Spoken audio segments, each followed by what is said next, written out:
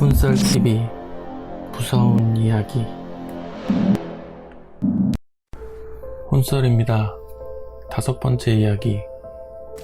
며칠 전이었어. 새벽에 출출해서 기프티콘도 있겠다 편의점 가서 야식이나 사오려고 나갔었어.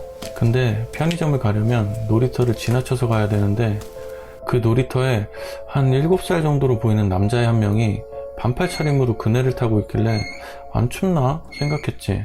비도 왔었고 내가 기모 후드를 입었는데도 쌀쌀해서 한기가 느껴질 정도였거든. 그냥 그런갑다 하고 얼른 지나쳐서 친구랑 톡하면서 걸어갔지. 친구가 귀신이니 뭐니 하면서 깔깔대면서 자꾸 겁을 주는 거야. 내가 평소에도 좀 겁이 없긴 한데 친구가 그래서 그런지 더 있는 얘기 없는 얘기 지어내면서 겁을 주더라고. 뭐 귀신은 사람이랑 반대로 행동한다, 골목길을 조심하라는 둥 계속 헛소리를 하더라고. 암튼 난 그딴 게 어딨냐며 무시했더니 친구는 가만히 있는 귀신 너무 귀찮게만 하지 말라고 하더라. 내가 뭐하러 귀신을 귀찮게 하겠어. 친구가 계속 도발하길래 허세도 부릴 겸 오기도 생겨서 돌아가는 길에 또 보이면 아예 집에 데려다 준다고 했지. 뭐 그렇게 톡을 주고받다가 편의점에서 뭐 좀 사고 다시 놀이터로 갔는데 걔가 이번엔 거꾸로 앉아있는 거야. 벤치에. 뭐라고 해야 되나, 그 벤치 의자랑 등받이 사이 틈 있잖아? 다리는 그 벤치 틈 사이에 넣어놓고 꼼짝도 하지 않는 거야. 나는 호기심이 발동해서 왜 늦었는데 지금까지 있어? 했지. 근데 얘가 무시하는 거야. 그래서 다시 왜 아직까지 여기 있어? 부모님 걱정하시겠다 했지. 근데 또 개무시를 하는 거야. 얼른 집에 들어가라고 어깨에 손을 올렸는데 날씨 때문인지 몸이 엄청 차더라고. 근데 뭔가 쎄해서 더 이상 말 안 걸고 그냥 갔는데 생각해보니 귀신은 사람과 반대로 행동한다는 얘기가 떠올랐어. 그래서 겁도 나고 해서 집으로 향했지. 근데 톡을 보내는데도 답이 없는 거야. 친구놈이 집에 다 달았을까? 갑자기 발자국 소리가 점점 가깝게 들리는 거야. 그래서 뒤돌아봤는데 아무것도 없는 거야. 안심하고 다시 돌아섰는데 말 들었어야지.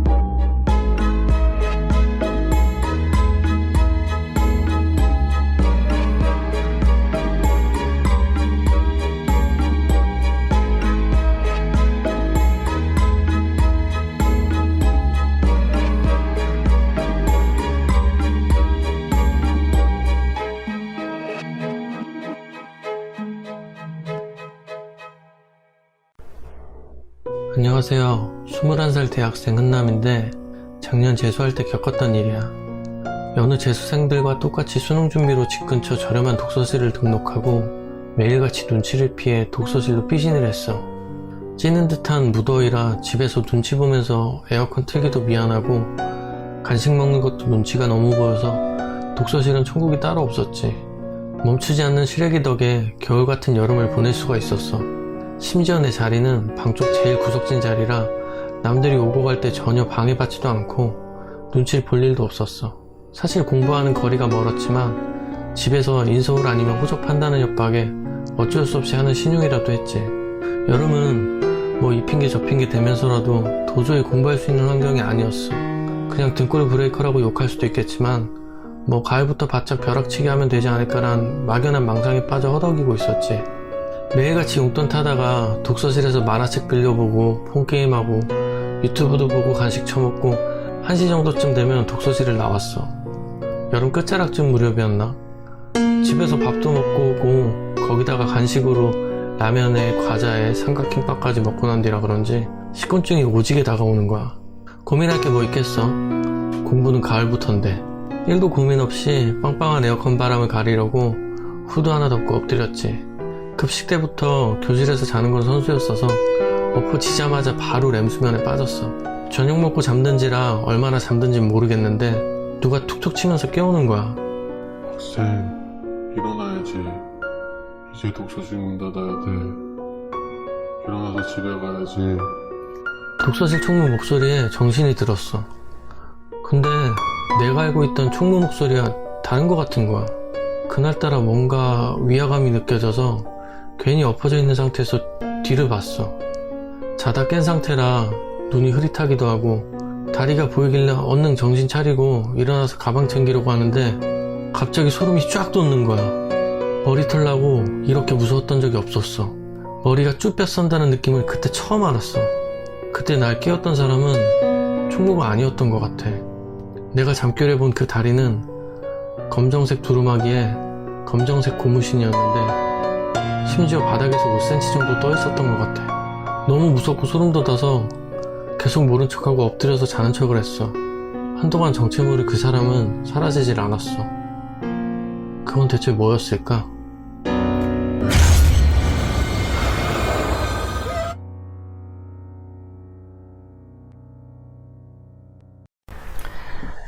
안녕하세요. 시험 끝난 여중생입니다. 저는 아직도 어렸을 때 겪은 일이 궁금하고 고민이기도 합니다. 저희 가족은 기독교인데 아빠가 목사님이셔서 다른 지역을 엄마와 함께 많이 다니셨어요. 초등학교 저학년 때 엄마와 아빠는 다른 지역에 가셔서 10시 넘어서 오신다고 했고 친언니는 학원 때문에 11시 정도에 온다고 했어요. 6, 7시쯤 숙제를 마치고 혼자 거실에서 소파에 기대 TV를 보고 있었는데 엄마가 11시쯤 도착할 것 같다고 전화를 하셨어요. 전 알겠다고 한 뒤 계속 TV를 보고 있었죠.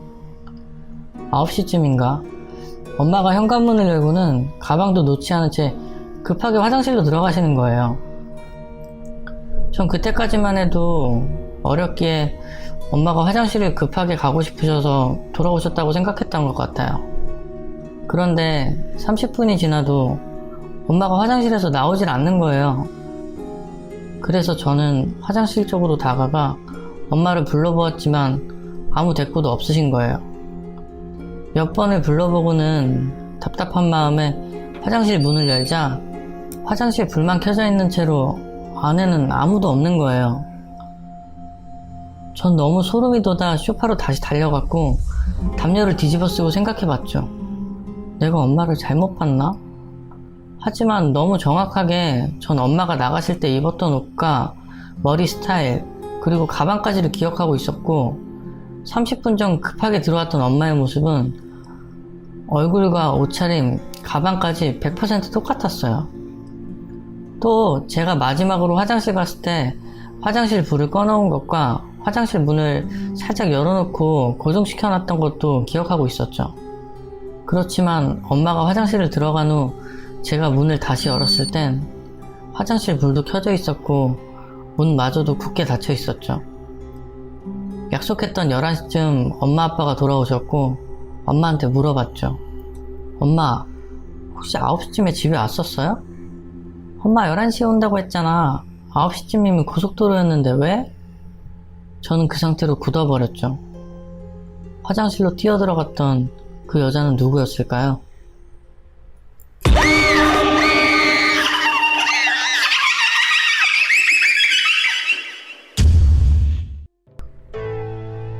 안녕하세요. 저는 대학을 졸업하고 바로 취업이 되었고 직장 때문에 부모님과 상의 끝에 서울로 이사를 하게 되었어요. 조금 무리를 해서 대출을 끼고 좀 더 좋은 집으로 이사를 했어요. 이때만 해도 옆집 사람이 이사 온 걸 느끼지 못했죠. 아예 신경을 쓰지 않았던 거죠. 우선 저희 집은 18층인데 입구가 앞집과 마주보는 구조로 되어 있어요. 암튼 이사 후 첫 출근을 하려고 엘리베이터를 기다리고 있었죠. 근데 계속 누가 쳐다보는 것 같은 느낌이 드는 거예요. 제가 예민대장이라 그런 건지 모르겠는데 자꾸 티릭틱 하는 것 같은 소리가 들리는 거예요. 마치 플라스틱 탁탁하고 치는 것 같은 소리 말이에요. 처음엔 저희 집 강아지가 현관에서 문을 긁는 소리인가 정도로만 생각하고 흘려버렸죠. 그런데 제가 퇴근 후에 집에 와서 엘리베이터에 내렸을 때도 티릭틱 뭐 이런 소리가 들리는 거예요. 아무 생각 없이 앞집 문을 보게 되었는데 인터폰에 빨간불이 들어와 있는 거예요. 앞집이 안에서 인터폰으로 현관 밖을 보고 있었던 거죠. 그 티릭하는 소리가 인터폰 수화기 되면 나는 소리 있잖아요. 그 소리였던 거예요. 이후로 외출하게 되면 항상 앞집 인터폰에 빨간불이 들어와 있나 확인부터 하는 습관이 생겨버렸죠. 그때마다 앞집 인터폰은 항상 켜져 있었고요. 제가 더 소름 돋는 건 앞집에서 인터폰으로 확인하고 있다면 제가 쳐다보는 걸 알고 있을 텐데도 매번 보고 있다는 거예요. 그렇다고 24시간 내내 빨간불이 들어와 있는 건 아니고요. 제가 엘리베이터 타고 내릴 때, 현관을 나서고 들어갈 때 항상 확인을 하는데 현관 문소리나 엘리베이터 문소리가 난 뒤에 티릭하는 소리와 불이 항상 켜져요. 그리고 집에서 뒹굴대다 갑자기 궁금해져서 저희 집 인터폰을 눌러봤는데 아무 일 없이 앞집 현관이 보이더라고요. 그래서 실망감을 뒤로한 채 화면 끄고 다시 침대로 돌아가려는데 그 찰나에 화면이 까매지는 거예요. 종료 버튼을 누르기도 전에 말이에요. 뭐지? 하고 화면을 들여다보는데 제 인생에서 제일 소름 돋는 순간이었던 것 같아요. 화면에 보인 건 앞집 사람의 귀였던 것이다. 화면 하단에 반짝거리는 부분이 귀걸이 시작되는 부분이 반사되어 보였던 것이다.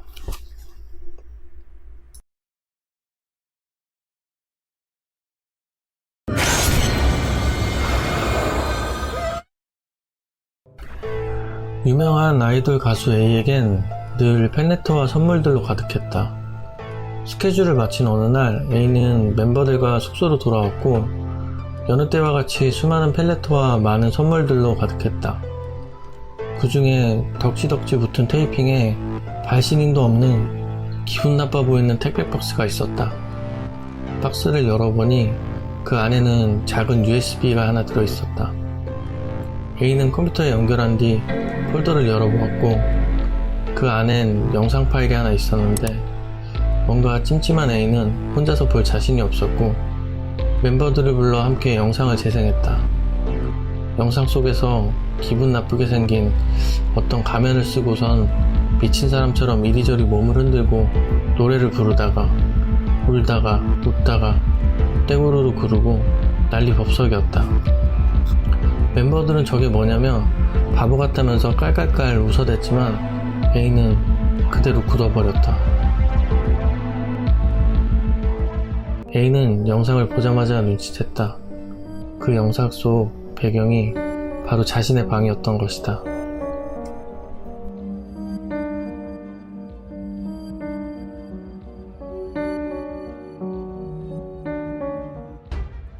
오늘은 크리스마스 이브. 다른 연인들은 내일 크리스마스를 뭐하고 보낼지 들뜬 마음, 설레는 마음으로 함께하고 있을 시기에 그녀는 남친에게 이별 통보를 하려고 준비하고 있어. 남친이 왔지. 저 표정, 무미건조한 미소에 그녀는 너무 지쳤어.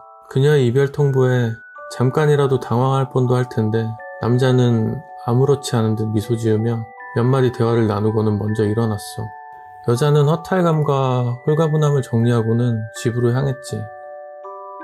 크리스마스에 친구들과의 약속을 잡으며 집에 도착한 그녀는 너무 피곤했는지 외출한 상태 그대로 잠에 들고 말았어. 얼마나 지났을까? 그녀는 눈을 떴고 화장실에 가려고 일어나 몇 걸음 떼었을 때 하는 소리와 함께 그녀는 쓰러졌지.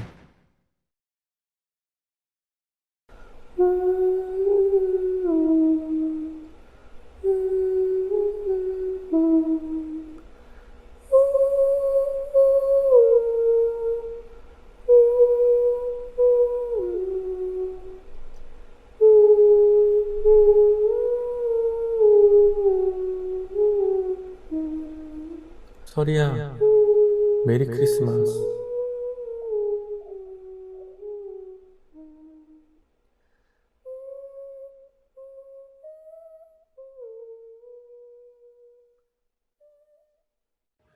(2019년 5월 23일) 경찰서에 사람이 찔려 피를 많이 흘린다는 제보가 들어왔어.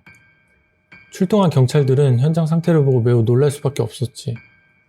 어느 맨션 1층 현관에 피범벅이 되어 쓰러져 있는 남자와 그 옆에는 담배를 피며 핸드폰을 만지는 여자가 있었는데 아무래도 그 여자가 범인 같았거든. 이 둘은 무슨 관계인 걸까? 가해자는 여자, 걸스파 점장 타카오카 유카, 피해자는 남자, 카부키초 호스트 루나. 이 둘이 처음 만난 건 2018년 10월 루나가 유카의 걸스바에 놀러왔을 때야. 이후 가게에서 종종 만나던 두 사람은 2019년 3월 루나가 유카에게 트위터 메시지를 보내면서 조금씩 가까워지기 시작해.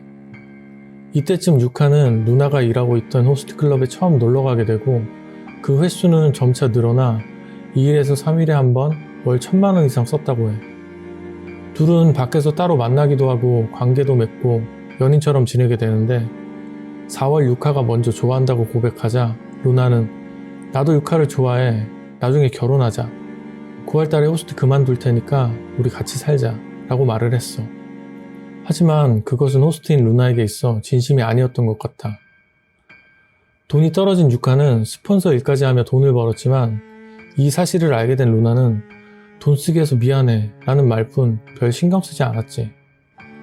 그러나 루나에게 빠진 유카는 오로지 루나만 보이고 신주쿠로 이사 오면 더 오래 같이 있을 수 있겠다는 루나의 말에 유카는 바로 5월 신주쿠로 이사를 하게 돼. 월세가 200만원 가까이 하는 비싼 집이었지만 이 모든 경비는 유카가 해결했어.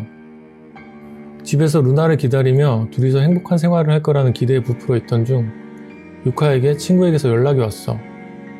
루나가 지금 다른 여자와 호텔에 들어가는 걸 봤어. 배신감에 화가 난 유카는 바로 전화해서 루나에게 따졌고 루나는 호텔에 간 것은 맞지만 아무 일도 없었다고 말했어. 그렇게 이번 일은 대충 넘어가는 듯 했고 다음날도 유카는 아침까지 루나를 기다렸지만 집으로 오지 않았어. 전화를 걸었지만 받지 않자 메시지를 보냈는데 잠시 후 루나에게서 답장이 온 거야. 손님 가게로 술 마시러 가니까 좀 늦을 거야. 아마 이때부터 유카의 분노는 점점 더 커졌던 것 같다. 유카는 루나가 오기를 기다리며 휴대폰에 메모를 남겼어. 엄마, 아빠 미안해요. 나와 관련된 모든 분들 미안해요. 정말 좋아하는 사람이 생겼는데 어떻게 해야 그 사람이 나만 바라볼지. 그를 죽이면 될 거라고 생각해요. 이때부터 범행을 생각한 게 아닐까 싶어. 그리고 23일 오후 3시쯤 루나는 유카의 집으로 찾아왔고 두 사람은 평소처럼 시간을 보내게 돼. 곧 루나가 잠이 들고 유카는 부엌으로 가서 칼을 손에 쥐었어. 그리고 그대로 루나에게 다가가 등을 찔러버렸지. 놀라서 깬 루나는 온 힘을 다해 도망쳤지만 맨션 1층에서 힘이 빠져 쓰러지고 말아. 그런 루나를 쫓아온 유카는 앉아서 그를 바라만 보다가 정신을 차리고 경찰에 신고를 하게 된 거야. 구급차에 실려간 루나는 병원에 입원해 치료를 받고 2달 뒤 퇴원했어. 2019년 12월에 행해진 첫 재판에서 유카는 루나를 너무 좋아해서 어쩔 수 없었다 라고 했으며 루나는 가능하면 처벌 말고 합의금으로 끝냈으면 한다 라고 했다고 해. 합의금 5천만 원은 유카의 어머니가 해결했다는 것 같아. 남자에 빠져 사람을 죽이려던 여자와 돈밖에 모르는 남자. 어느 쪽이 더 미친 걸까?